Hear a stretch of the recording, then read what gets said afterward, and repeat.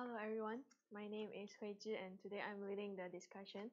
So as the course that Nathan taught us 2 weeks ago, I'm afraid that most of you already forget what is the class about. So I'm going to briefly tell about the unmanned underwater vehicles. So there's two categories. One is autonomous underwater and one is remote operated vehicles. So with autonomous underwater vehicles, they don't have cable and it is without the human help, while remotely operated vehicles is tethered and human remote. So also they are categorized in, they have their specification part in doing the underwater survey or work. So ROV is for installation, construction, maintenance, while AUV is for survey, monitoring, and inspection. I would like to ask if anyone can tell us more detail or in uh, more detail about AVUV or ROV or some extra point from these slides.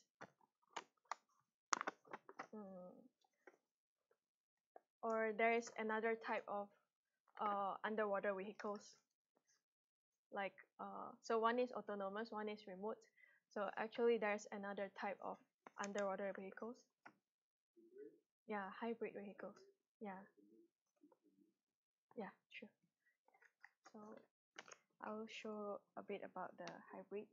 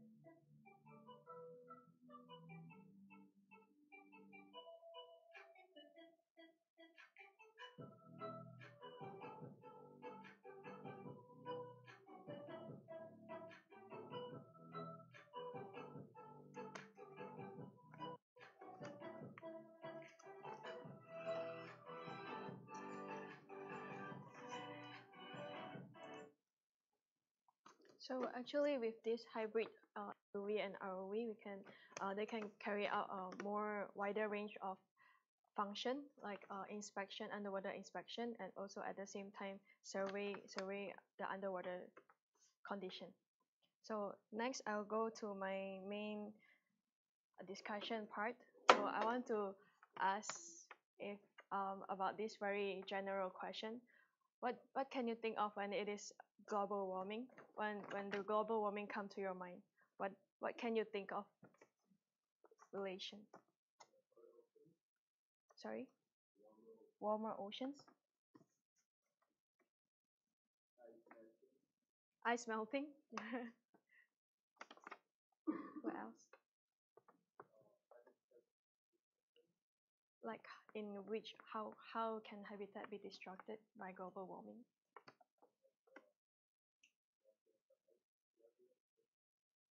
Yeah, true. So what is the cause of global warming? Anyone? Yeah. Well, okay. Yeah, human activities. Sure. Yeah, that's the main cause of global warming. So here is, sorry.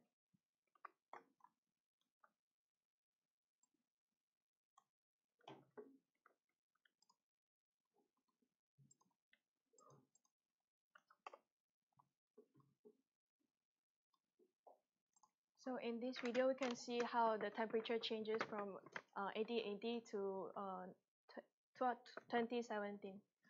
So it used to be blue and it's getting yellow and red as the time passes.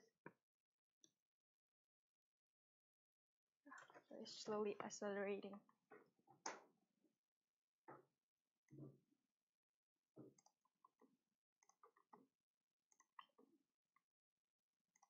Okay, so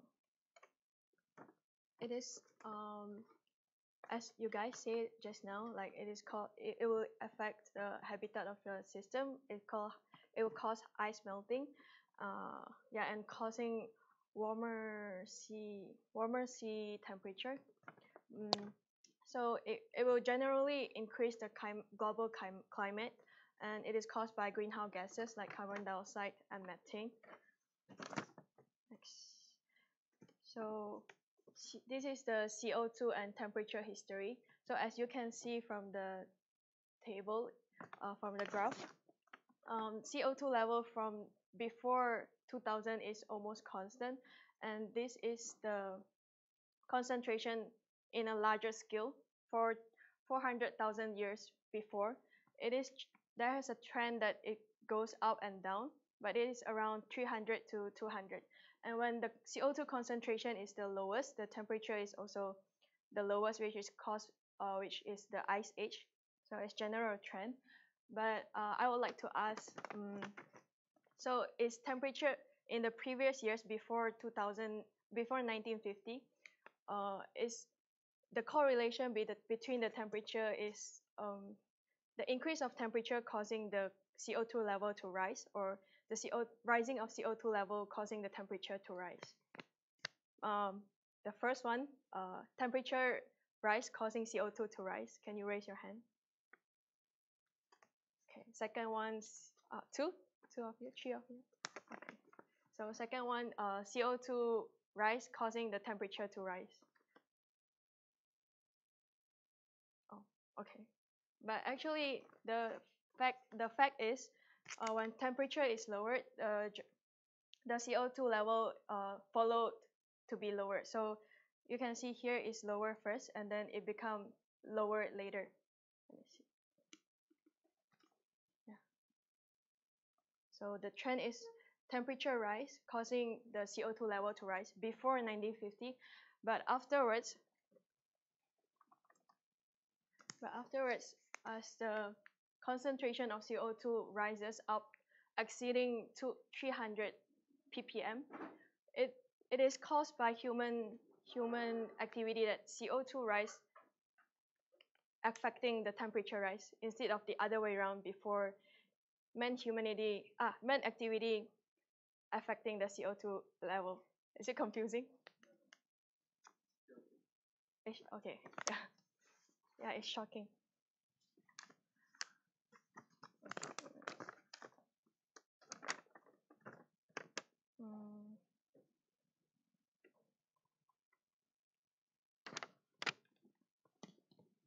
So let's go back to this.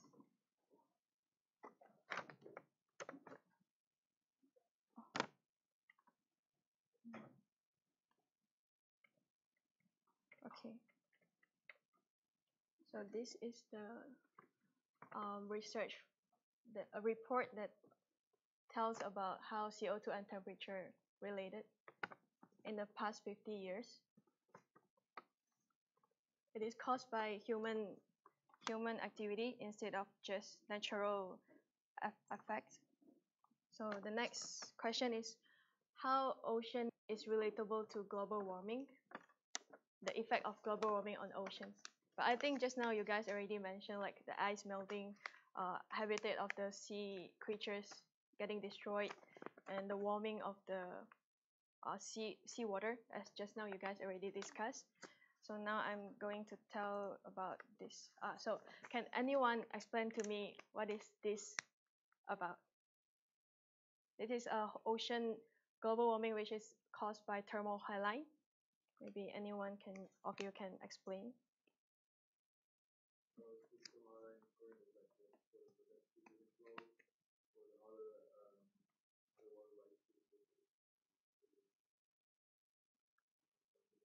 Yeah. Yeah, it's natural flow from the ocean since the beginning of the Earth creation.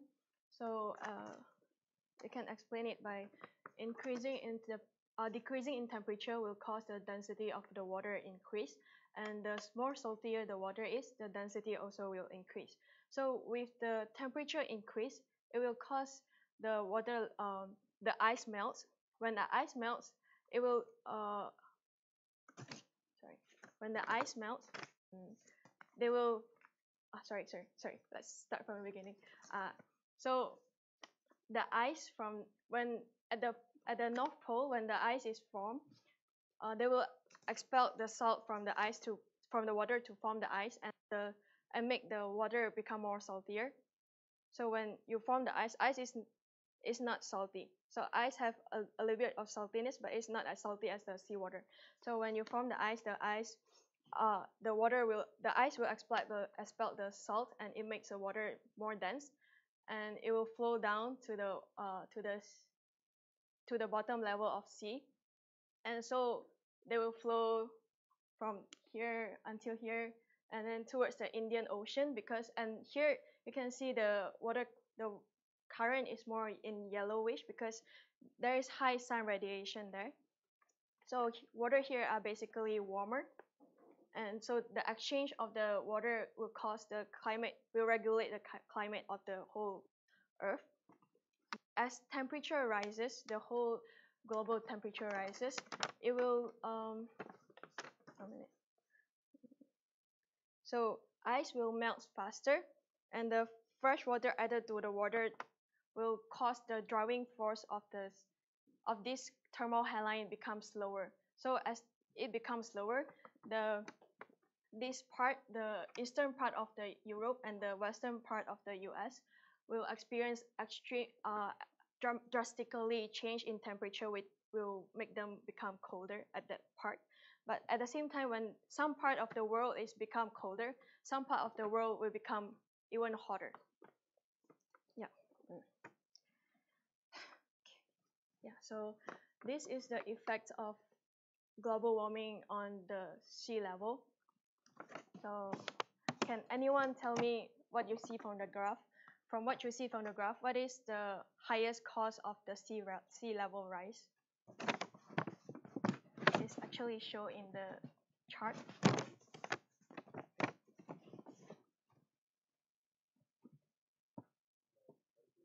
Yeah, it's actually expansion of seawater. So at this time frame, we are currently here. It's also expansion is the highest causing factor of the sea level rise. As the temperature get warmer, of course the water will expand, and it will cause sea level rise. But at the same time, the north region, like glaciers and Greenland, the melting of ice will also cause a little bit of rising of sea level.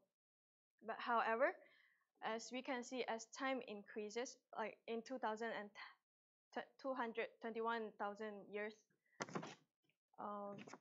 the Greenland and glaciers have increased in melting facts, but somehow Antarctic area will have drastically increase in forming the ice. So the sea level will actually be counterbalanced a bit by Antarctic, but it is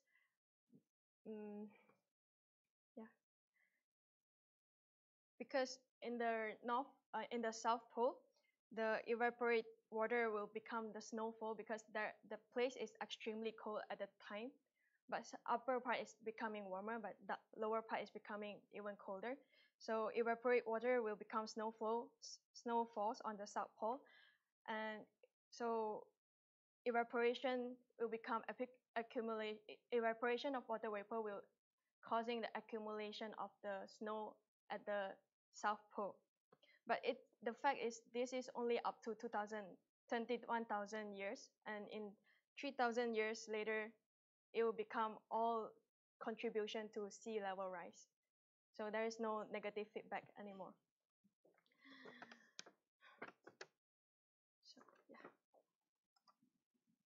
So this is also one of the effect of global warming on rising sea level. So can anyone tell me what the pH can affect?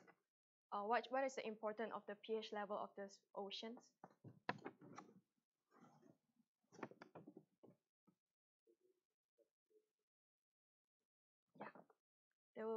So the organism and the sea life who live in the oceans will be greatly affected by the decreasing in the pH value. as the water level at the sea level rises, the water is getting less salty. Yeah. So this is the CO2 concentration. CO2 concentration. So now we are increasing today, but if we able to maintain the CO2 concentration to here, we stabilize it. It still takes a few centuries for the temperature to be stable, and sea level. But however, sea level will rise when it will never stop. We cannot do anything to stop the sea level rising. Facts.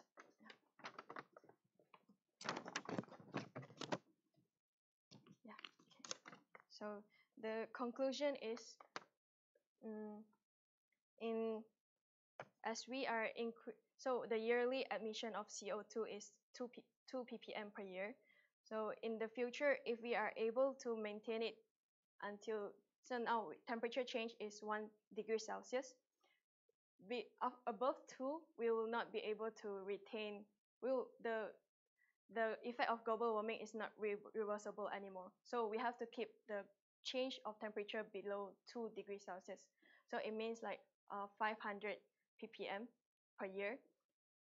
So according to now, we have 400 ppm, which means in 50 years, we only have 50 years to do this effort to stop the global warming or to minimize the CO2 concentration, or otherwise we will be affected permanently by the increase of climate change. That's my discussion for this time. So, do you guys have any question? No? Okay. Thank you.